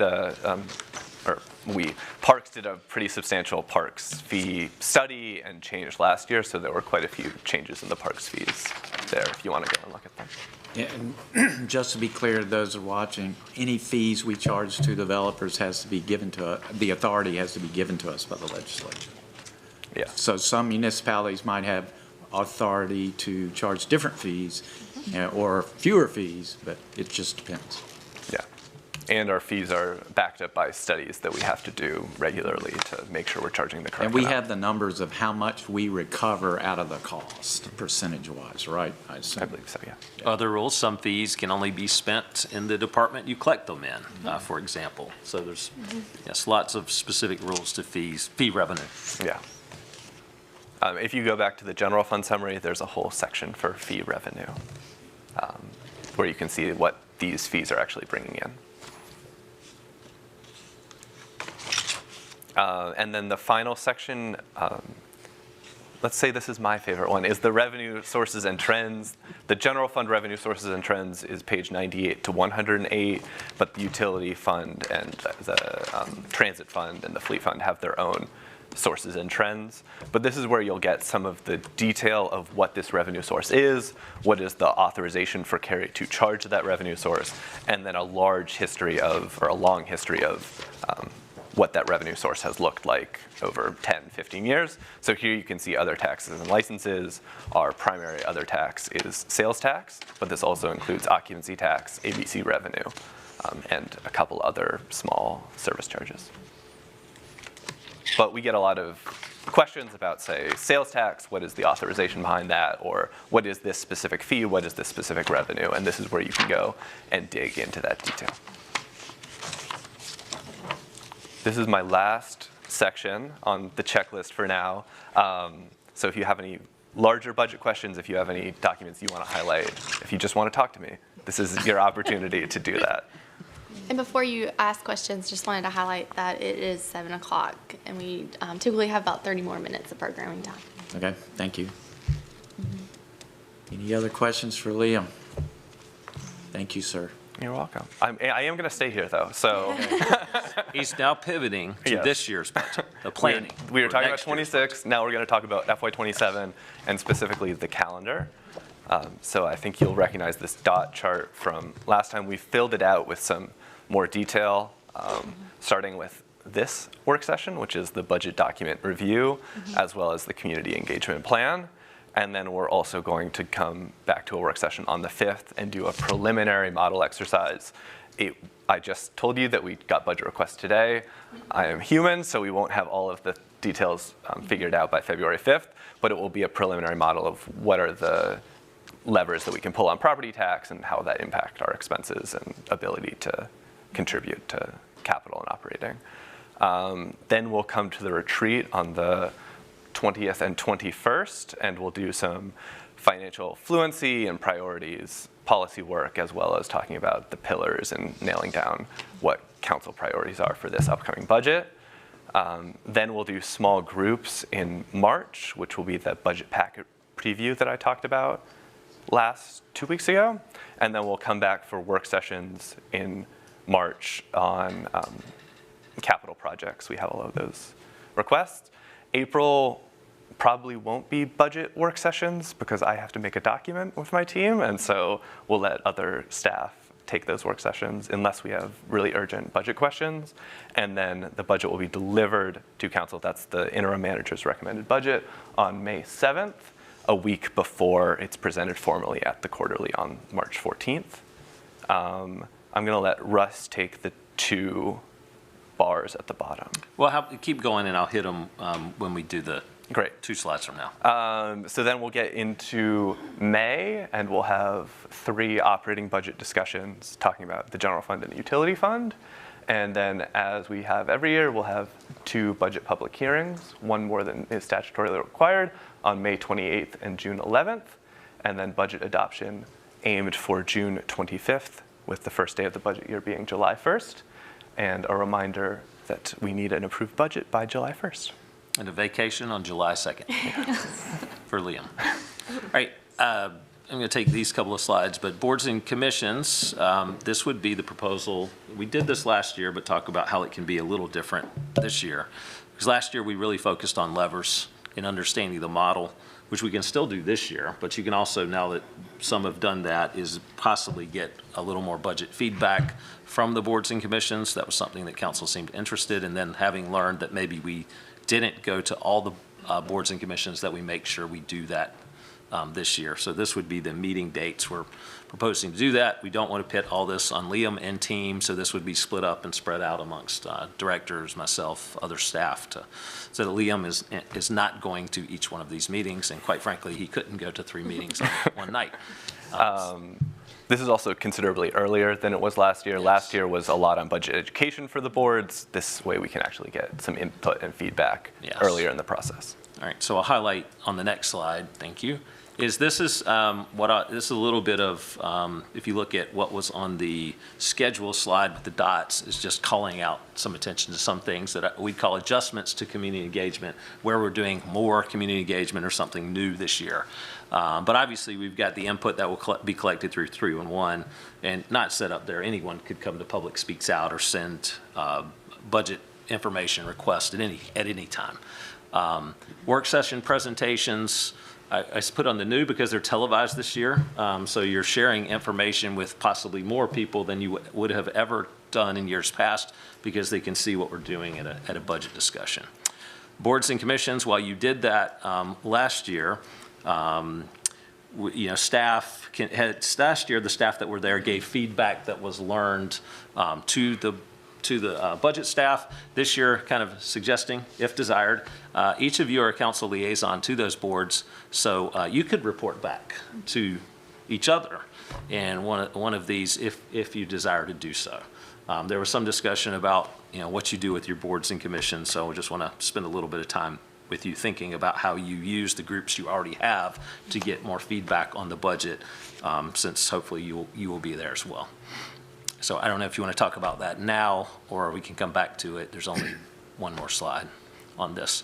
New is the community budget town hall, or whatever name we end up or whatever we land on. We're looking at the week of April 6th, looking at a location of Bond Park Community Center or the Senior Center. That's the very center of town, as it turns out. And with a time frame that would be a rolling style meeting, and have a time where directors are there and can present and then get feedback from anyone that wishes to attend, and something we just haven't done before. I think we'll learn a lot from that, and then next year, if we choose to do more or at different locations and based on different staffing models, hopefully in a year, maybe we can do more. But that's something new we're proposing this year. Cary 101, which we're going to do, ask Liam this today. We've typically treated it as a learning exercise with Cary 101, but we can ask for budget feedback, and then we can take that feedback and roll it up into budget discussions with staff. And then obviously we do public hearings. That would be 3. That's not new, but I think it's a good balance of some new things to try along with things that we've always done. Learn from that this year, have a discussion with you going into even the following year's budget, and if you wish to do more, we could do it then. So in your timeline, you had 2 small group meetings. You were talking about small group council? Small group council, Okay. more if needed. Those are the ones that are currently planned to be scheduled in the weeks of council meetings. If we need to add more, and obviously that would be kind of your page-by-page preview. If we don't get all the pages, we'll need more meetings with you. Yeah, and happening in March, we won't have the recommended budget for you to review yet, but we'll have that preview packet. And also the thinking being preview, so we talked about, so Liam cannot, and his team can't get you the recommended budget by that date. So just sharing what we have at that moment, you'll be seeing insights. We'll have to make sure that we're very clear with everyone who wishes to see it. It's where we're at as of that date. It is not the recommended budget at that point in time, but it just offers a point in time focus of discussions. So I forgot what you called it. There it is. Community Budget Town Hall. We're only holding one that week, or are we thinking We would hold multiple? one day of that week and promote it very broadly. Okay. And could that be streamed so that people can have access to at least the information? I know it's a charrette type, so it makes it difficult, but it's at a time when many citizens have family engagements. 4 to 6 p.m. is dinner time. How do we really get the kind of feedback that we want from families? It could be longer. That's thinking as of this moment. We haven't put the final pieces together and communicating it or not. We're talking about possibly, maybe you could do some videos from it. I don't think we've talked about streaming it. I don't know the logistics of streaming. Susan might be able to help with that. The first thing that we probably should do is consider tweaking that time to be more like 3 to 7. The idea being at the end of the day and the beginning of the day, you remember how we used to do those open houses. So that's number one. Number two, recording it. If you imagine a room like this where we have a bunch of tables set up and people are one-on-one going to tables, we could set up a camera and people could see that. They won't be able to hear the interactions, at least in that part. But it doesn't mean we couldn't set it up, figure out what the cost of that is and put that in there. We can do that. We also talked about, we have talked about but have not finalized this thinking because we wanted to hear what you had to think about during that open house time, having a rolling presentation. So every half an hour, right, there's a presentation, people can come and hear it. That would be something that we could stream or we could record and show as examples. I love these ideas, finding a way to hit, more people with the right information, the way they want to consume it, rather than. 100%. Yeah. Yeah, 100%. And since we haven't done it before, we'll likely learn this year of Right. possible other ways that we can come back in future years and do more. I also think it'd be a great idea for us to focus a few more of your Cary Matters discussions on the budget. That would be helpful in trying to get feedback, and we can help brainstorm with you different topics, different ways to kind of pull information from that and set up, I don't know, little ways for people to give feedback directly. And these meetings are great because a lot of people have been tuning into these. Ross, in our last meeting, we discussed a focus group. So I didn't see any plan for a focus group. That was a conversation that we could potentially put people from our existing boards who could be kind of sit in these meetings while council is reviewing the information, and they can provide feedback and they could help us kind of think through some of these, do we have any plan for this time? Not Or you think too proposing soon? one. If y'all wish to talk about it more, I think there's some difficulties to it. If it's a new group of people, we've already discussed how we have a limited amount of time. We're already doing more and a limited number of staff. If you were to recruit for this, determining what the criteria is, you've got weeks, months. You've got to figure out who it is. If it's from the board, you could possibly do that. But we're going to hit all the boards, and then you can share the feedback from the boards. I think it's something that if you wish to do, probably next year is the better year for it. Sure. That's what I thought. I mean, it's maybe too soon to, implement the plan, but I think we should definitely think about this.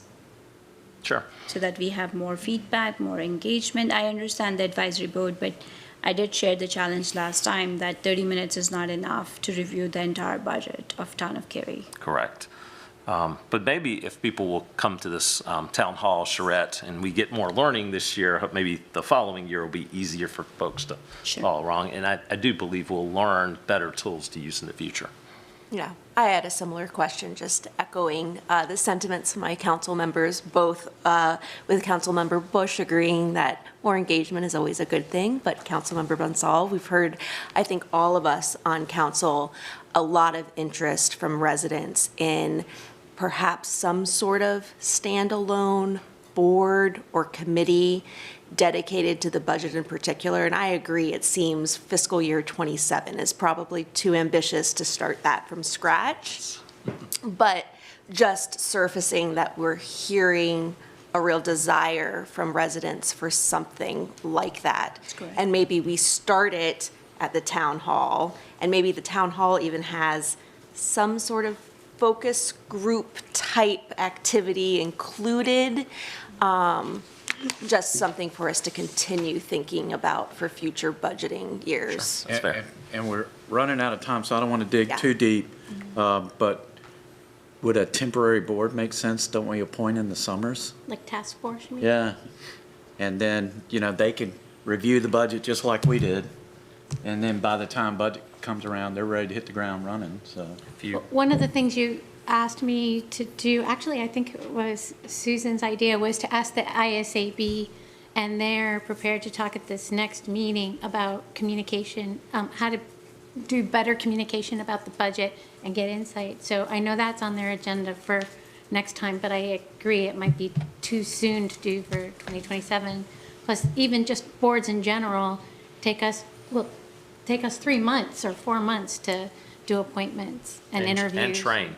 training and. Lori, one of the things that it might be really helpful, given the discussion, is maybe you and Nicole and the group can talk not only about this year, but the idea for next year too. So what can we be doing right now, what should we be thinking about now and putting into place that we can start working on this summer to get something in place? Another thing that Russ talked with us about was his understanding of council's interest to involve Cary 101, previous Cary 101s.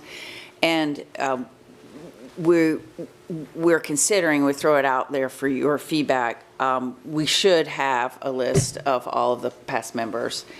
And while we wouldn't be suggesting that we have a separate night for them, we could do some targeted invitations to the previous Cary 101 participants and really ask them if they can step up and come out and participate in the town hall.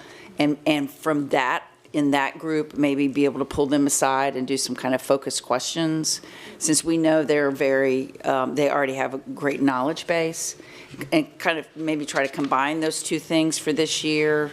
It's not adding to the day, and it's just a little more outreach where we could pull it out. Don't know if you all have thoughts about that, how that sounds. I think that's a great thought, but, we should definitely also engage some of the advisory board members, because after our last meeting, a lot of people from our existing boards did send an email, and I did forward it to you, because your request was that the council members should not get engaged. And, you want to keep it very independent, so that makes No complete promises sense. yet. No promises yet, but that was the direction, at least from your end. So I did forward that to you. So advisory board members who have been plugged into the system for a sure. long time. Yeah, for sure. We I can think make sure that they bringing get them up to speed is much Yeah. easier. So, my recommendation would be that we should try to roll this idea across the board.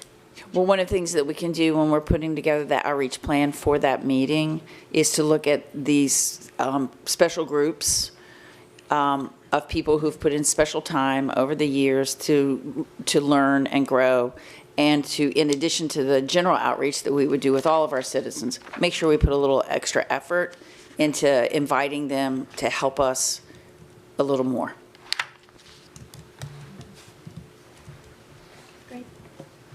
Announcements from the manager. Thank you, Liam.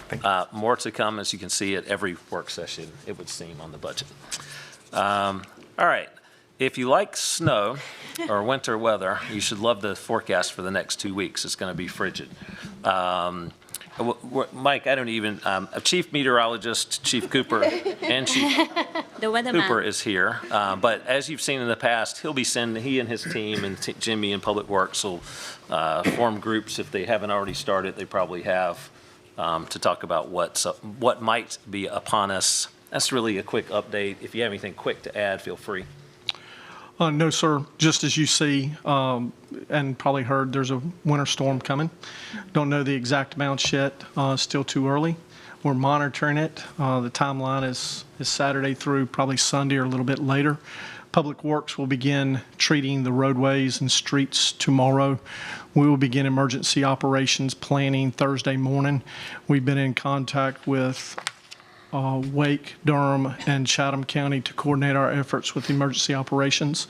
And then finally, since we are streaming this event, I want to remind all our citizens to please make sure you're checking your home, check your car, make sure your schedule, if you can rearrange your schedule and stay at home off the roadways, that would be preferred.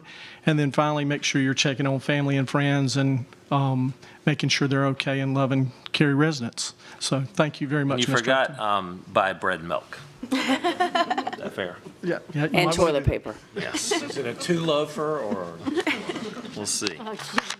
There's some excitement around winter weather. Real quick, myself and the staff team are working on just a way to bring you your council-initiated items, probably at work sessions and quarterlies, and share. Real quick, I'm not sure this will be the tool. This was just an example. I know there are more, but just to show you, some way of tracking and putting information out there with what your initiated items are. So that was just an update for you all. And then, I had one last one. And then last but not least for tonight is Dana's going to come up and give information on sales tax revenue. So while we're waiting on Dana, Carissa, you have anything right now? Nope, I'm good. Okay. Ready for a winter storm. Okay, so this information is going to look familiar to you. We're trying to bring it to you every time we have an update. And the cool part about this update is it's effective basically 6 months into the year. Now, it doesn't exactly look like that for sales tax because our sales tax has basically a 3-month delay. And, but the good news is the green line is this year. And so, so we're not calling it success yet, but the numbers for sales tax are looking much better than we had projected. I'll go back just so you can take a look at that. If you look at the orange line, that was what Liam had been using to do the budget. And if you recall, there's a state recommended amount that they say it will likely increase in the next budget year. The state had said 2%. We said we're not seeing that here in Cary, so we did our budget at 1% above that orange line. You can see that the green line, we're significantly above that. So November sales tax receipts are up 8% from a year ago. November sales tax receipts are up 1% from October, which is great. It's the third straight month of higher year-over-year sales tax revenue. So that's pretty good news. That's starting to look good. And in fact, when you look at the totals, it's a full, as of right now, a full almost 7% above last year. So we budgeted it to be at 1% above last year, and we're a full almost 7%. So very optimistic as of right now.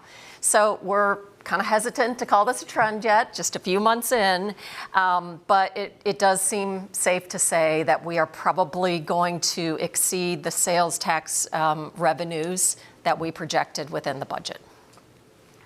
And the exact dollars are on the left-hand side there. So last year was at 19.4 million. This year we're at 20.7 million.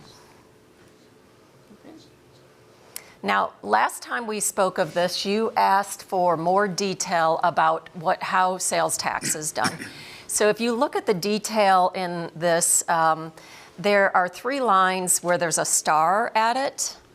Those are the only 3 lines that go directly, and a portion of it go directly to Cary. So there's a full 4.75% of sales tax that is state only.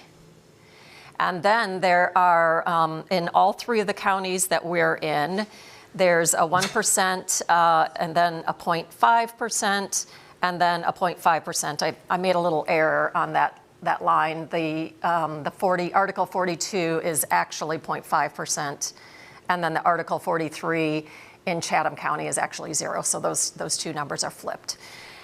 So when you look at that, we're only getting a portion of 2% of sales tax revenues. And how that is done, I've provided the information down below. If you can link in it in what you have so that you can go directly to it. But essentially, the state distributes it on a per capita population base back to the counties. The counties then have the option of doing it one of 2 ways, and the 3 counties that we're in do it all the same way, which is also population-based. I'll stop to make sure there aren't any other questions on that. Which one is 1%? Pardon? So we have 3 county and city, right? Article 39, 40, and 42. You got it, yep. So is this different, like it's for Wake, Chatham, and then Durham? Yes, that's correct. Which one is Wake? Wake is the first column, and it is the one we get the most from. So it's 39? It's Article 39 is throughout the state. So throughout the state, any county is 39, is applicable to Article 39. Got it. And then within Wake, Chatham, and Durham, then those particular counties choose to allocate it based on population. Durham is only 1%, property, if I recall. And we have just one zero house. population, Yeah. so. Right, okay. Yes. Just so, Yes, so the population base in Durham is zero, so we get zero from Durham. So we have, to make sure I read it back to you, so we have a total, or the counties have a total of 2% of the sales tax in which they can distribute money based on population for the 12 or 13, depending on how you count, municipalities that are in Wake County. Correct, a portion of it. A portion of it? Yes, Okay. yep. A certain portion is required to go to schools, so there's different allocations, and each municipality gets a portion of that. And that helps us with our property tax increase as well? Yes. Just for the education purposes? Yes, exactly. That was the revenues that we were just going through there, that is based on this. And the majority, again, is from Wake County, but there is some from Chatham.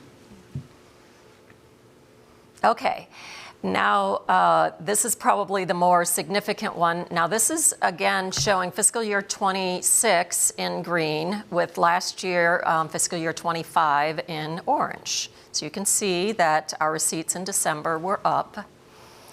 And in fact, in real numbers, our receipts in 2025 fiscal year were $132.5 million at this point in the year. And then this year they're at 143.7, almost 0.8 million.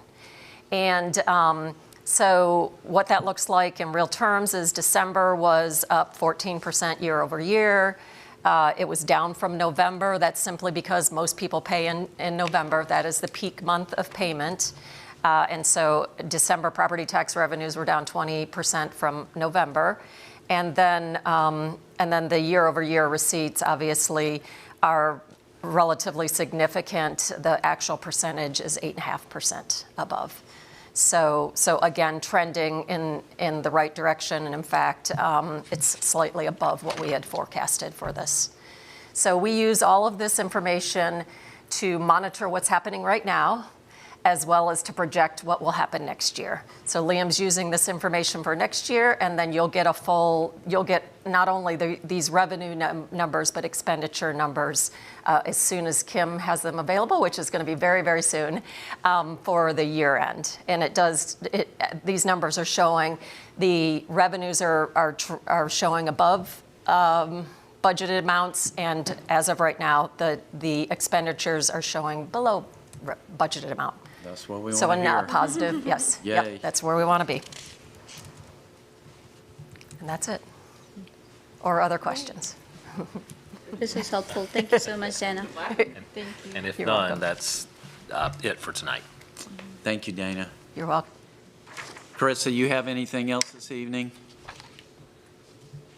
No, just thanks so much to everybody for accommodating me while I travel for work. All right, safe travels. Bring warm weather with you. I'm going to try. All right, take care. All right, council, time to go into closed session. I would entertain a motion. I can put the motion. Pursuant to GS 143-318.11A1, 3, and 6, I move that we hold a closed session to consult the attorneys employed by and/or retained by the town in order to preserve the attorney-client privilege between the attorneys and the town, prevent the disclosure of information that is made privileged or confidential pursuant to the laws of the state, including GS 143-13, 318.10E, or not considered a public record within the meaning of Chapter 132 of the General Statutes. Consider the qualifications, competence, performance, character, fitness, conditions of appointment, or conditions of initial employment of one or more individual public officers or employees. There's a motion. Is there a second? A second. Discussion? All in favor, please say aye. Aye. Any opposed? Motion carries unanimously, and we'll move into closed session in 5 minutes. Can I say that? Yeah. All right, so we can take biological break.